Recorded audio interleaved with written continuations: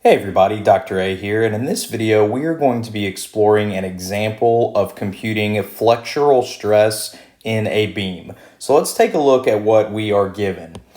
The directions say to compute the maximum tensile and compressive bending stress, and if you remember, another word for bending stress is flexural stress, in the beam's cross section.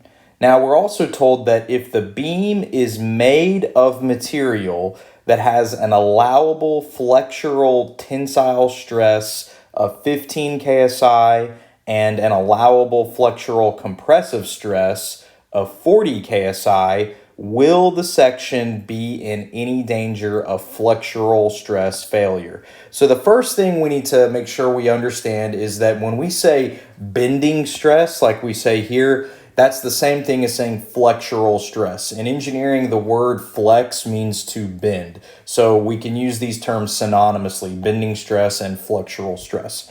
So let's take a look at what we're given here. On the left figure, we see a side view of a cantilever beam. It's fixed at the left support and it's free at the right support. And it's supporting a uniformly distributed load of 0.1 kips per linear foot, and it's 15 feet long. On the right figure over here, we have a diagram of the member's cross section. So if we look at this little red section view, we're calling this section AA. This is referring to if you have a little eyeball here and you're looking in this direction, what do we see? What is the cross section of the member that we see? Well, over here, this is what we're showing as the cross section AA, and we see it's a C shape. It's made of a solid member that has a C shape, okay, or it's kind of like a sideways C shape. So this dashed line right here, in case you were wondering, those of you who have had some kind of graphics course, this dashed line represents a hidden line. So that just represents the hidden corner of this interface or this surface right here, okay? So this is what we have. Maybe take a second, pause the video, write all of this down, and we're about to tackle the solution.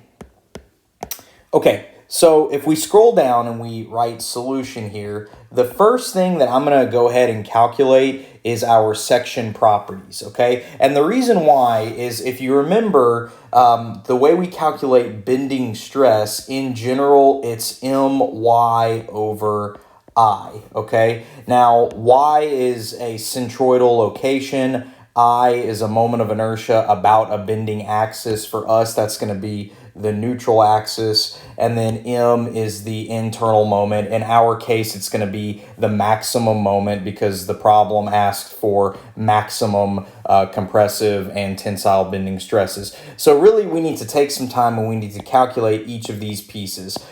You have a little bit of flexibility on what you want to calculate first. We could start by calculating the maximum moment. I am going to start by calculating my cross-section properties here, so that way I can get some information about my centroid location and my moment of inertia about the neutral axis, okay? So the first thing I'm going to do is say, let's compute the centroid location y bar, okay? And we know that the centroid location tells us where the neutral axis is, okay? So just this part's kind of a review from statics. So if you just bear with me, if you're very familiar with this, that's awesome. If not, this will be a good review for you, okay? So let me draw this cross section. Okay, so I have this C shape right here. Now, there's a few ways we can go about handling this. I'm going to exercise our ability to calculate a centroid using negative areas. So check this out. I'm going to pretend like that this is one big rectangle here, okay? This is one big solid rectangle. And I'm doing this because this is a technique in statics that some people have trouble understanding when they first learn it. So check out what I'm going to do. I'm going to say the entire shape, entire rectangle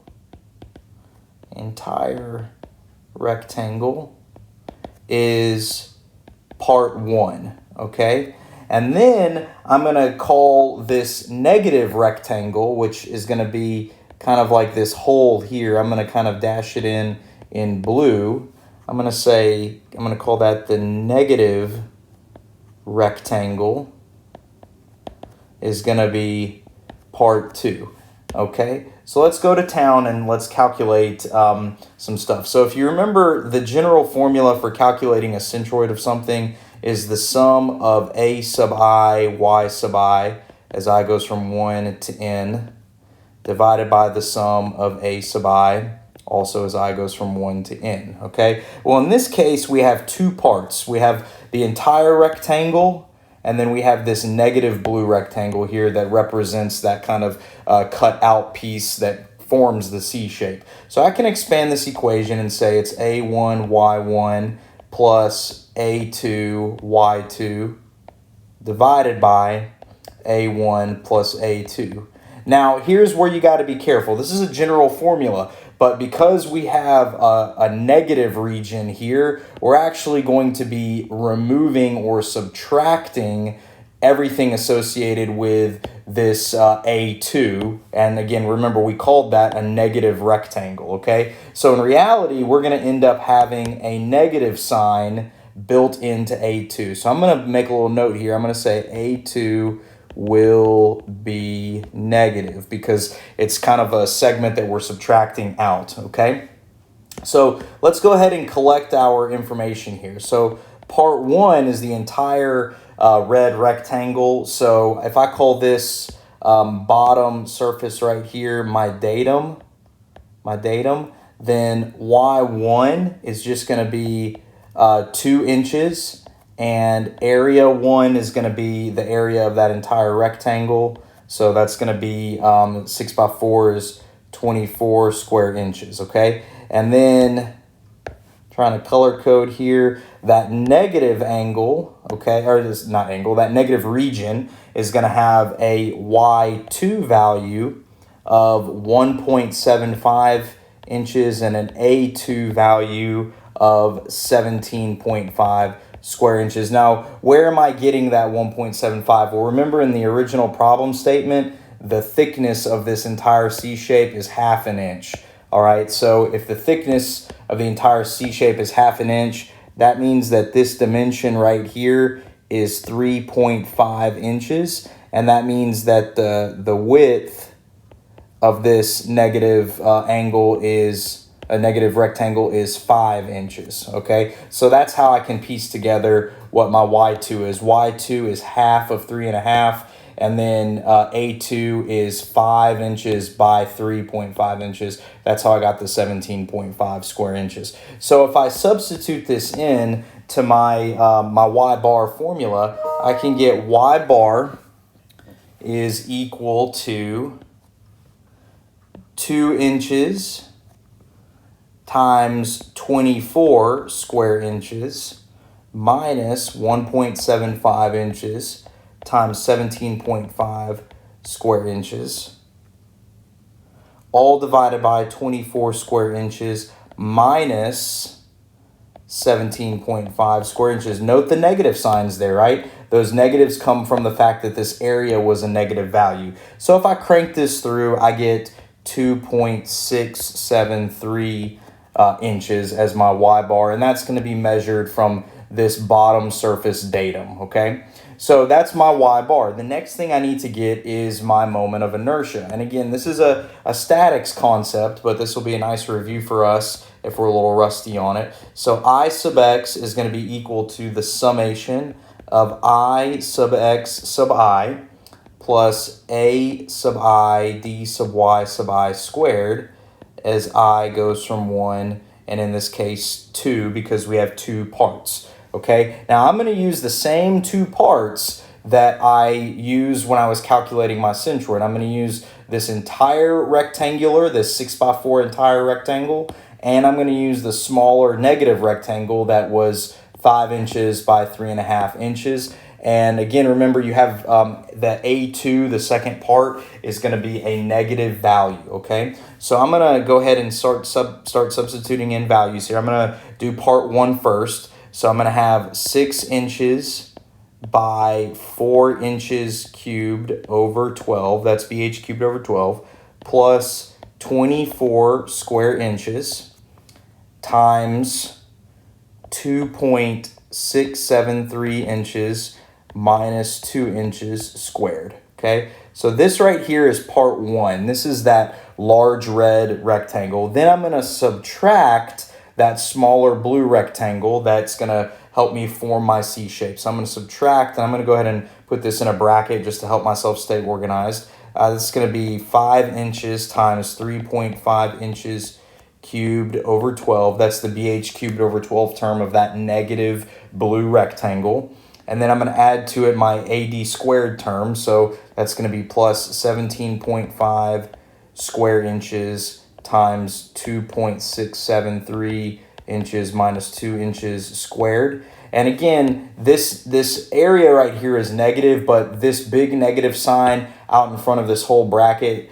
negates the entire bracket. So that's how the negative is incorporated in there. Now, if you're a little rusty on calculating moment of inertia, I have another video in my statics playlist that can help you out. I go into a lot more detail on how to calculate moment of inertia of composite shapes like this. But for the sake of this video, I'm just going to wrap it up here and say IX ends up being 10.1 inches to the fourth power. Okay, so now let's kind of scroll on back and look at our governing equation. We have my over I, so now we can start checking things off. We got some information regarding y, we got some information about the moment of inertia, about the neutral axis. Now what we need is some information about m. Well, remember the problem statement asked for maximum tensile and compressive flexural stresses. So what we need to get now is M max. So now we're going to say compute M maximum. Okay. Now, those of you who are pretty up to date and savvy with your statics, you could probably look at this cantilever beam and you can tell me where is M max. Well, M max is going to be at this support right here, okay, which is great. If you can see that, you can see that you just say 0.1 KLF times 15 feet times 15 feet over 2, and that'll get you M max, and we're good to go. I'm going to use this as an opportunity to do a quick little review of drawing shear and moment diagrams. So I'm going to make a note here. I'm going to say let's review shear and moment diagrams. Okay, so this is it's a statics topic, but remember in Mech of Materials, we really need to be up to date with our statics information. So I'm going to draw a free body diagram of the beam. Let me draw a line a little bit better than that. Okay, so here is my beam element, 0.1 KLF. I'm going to have a vertical reaction here, AY. I'm going to have a moment reaction here, MA. And I mean, it's a fixed connection, so there is an AX, but it's just going to be equal to 0 because we don't have anything applied in the X direction. And this is 15 feet, okay? So if I say sum of the forces in the Y direction equals 0, we can clearly see that we have AY minus 0.1 KLF times 15 feet equals 0. And AY is just going to be 1.5 kips reacting upward. Again, nice little statics review for us. Sum of the moments about point A equals 0, counterclockwise positive. So I can say MA minus 0.1 KLF times 15 feet times 15 feet over 2 equals 0. Do some rearranging here, and I get an MA of 11.25 kip feet reacting counterclockwise. All right, so nice little review of calculating external reactions. Now we can go to town and start drawing our shear and moment diagrams. So let me go ahead and do that for us. So here's a nice set of axes for our shear diagram, which is going to have units of kips. So just using the graphical method, moving left to right, the first thing I encounter is that 1.5 kips. So I'm going to start up here at 1.5 kips, and then I encounter this uniformly distributed load pointing down. So I'm going to move down linearly at a rate of 0.1 kips per foot, all the way down to 0 at 15 feet, okay? So this is my shear diagram, and this is linear. This is a linear shear diagram. The next thing I'm gonna do is I'm gonna go ahead and start sketching my moment diagram, okay? So I'm gonna draw my moment set of axes, M in kip feet.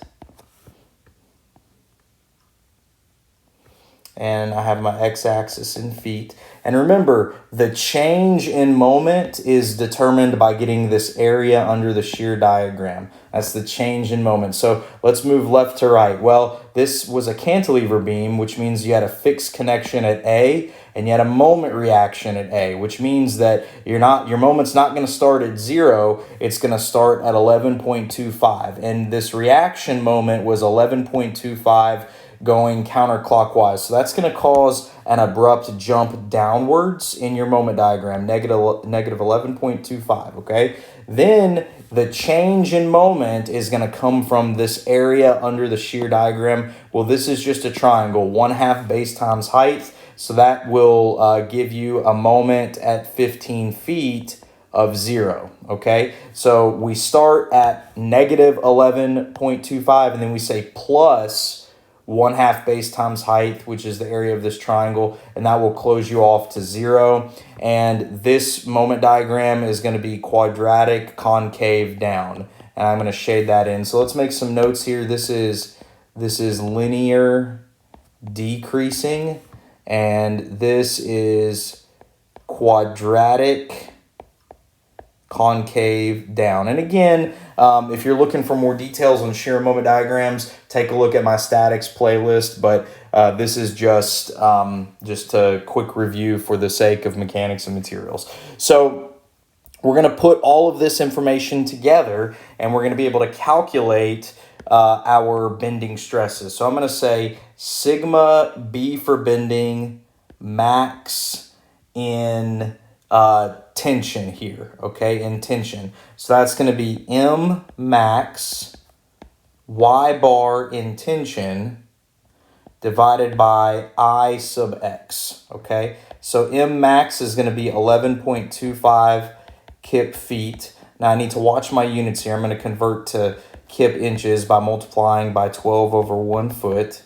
And then my Y bar tension is going to be 4 inches minus 2.673 inches, and then all divided by that moment of inertia I calculated earlier as 10.1 inches to the fourth. So sigma bending max in tension is going to come out to be 17.7 KSI. And then similarly, I'm going to get sigma bending max in compression as M max Y bar compression divided by I sub X. So what is that going to be? Well, it's going to be 11.25 kip feet.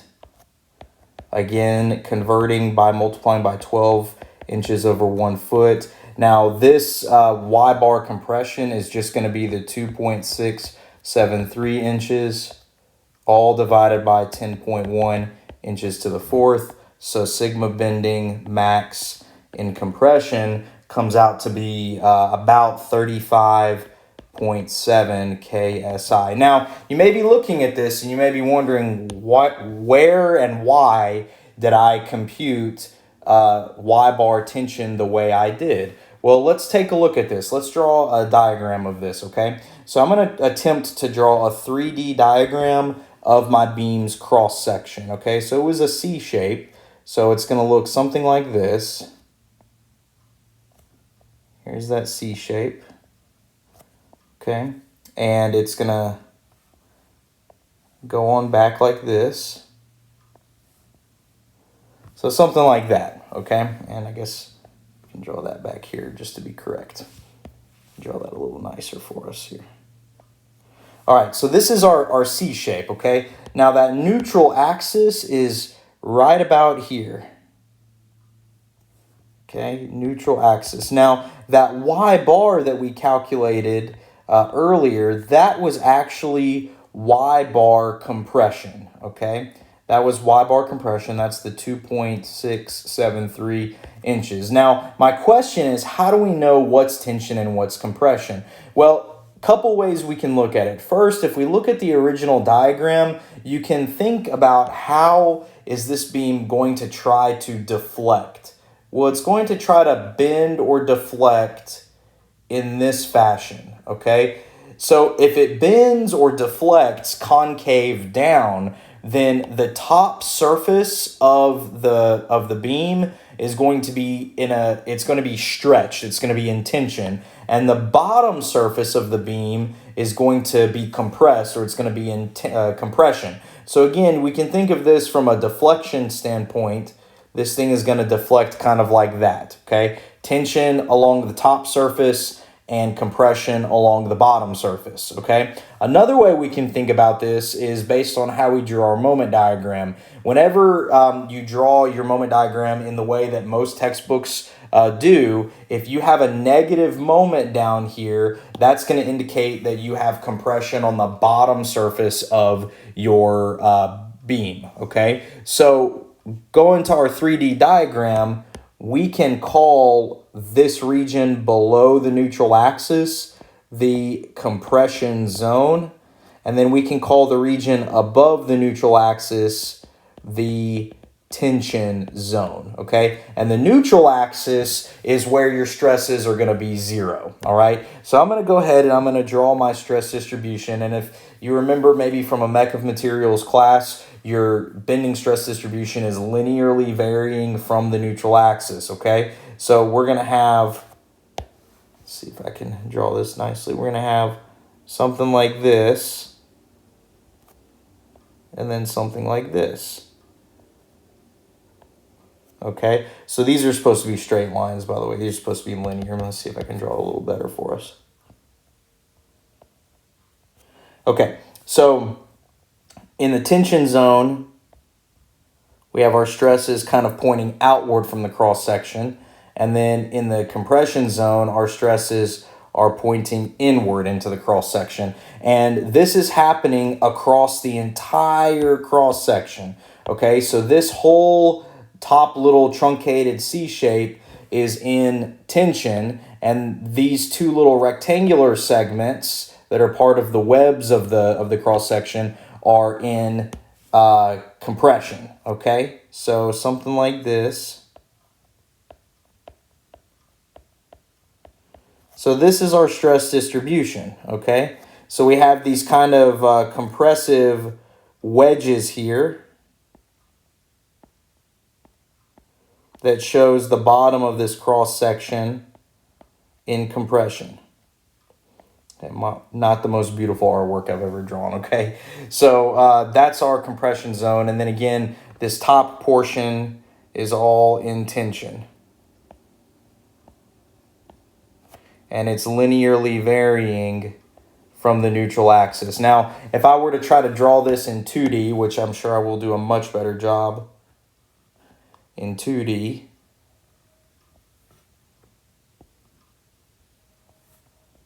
it's already looking better, okay? So let me draw my dashed lines to make that flange interface hidden.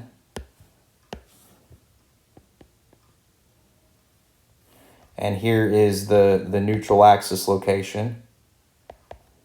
Here is that 2.673 inches.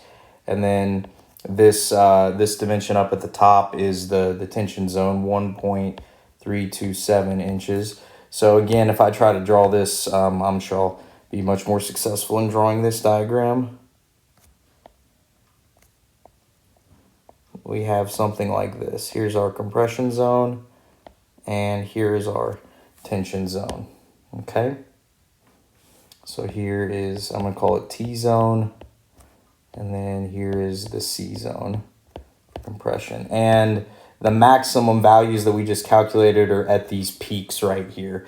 So the maximum bending stress in tension was 17.7 KSI, and in compression was 35.7 KSI. Now, the problem also asked, is the material in danger of failing in either tension or compression? Well, let's see. The maximum bending stress in tension was 17.7 KSI, which is bigger than sigma allowable in tension.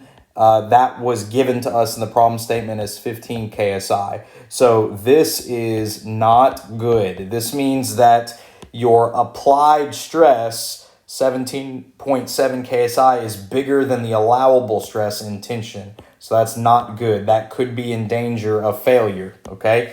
What about the maximum bending compressive stress? Well, this was calculated as 35.7 KSI, but that is less than sigma allowable compression, which was given to us as 40 KSI. So this one is okay. Now, I'm not going to get into the weeds of what it means to be allowable or not.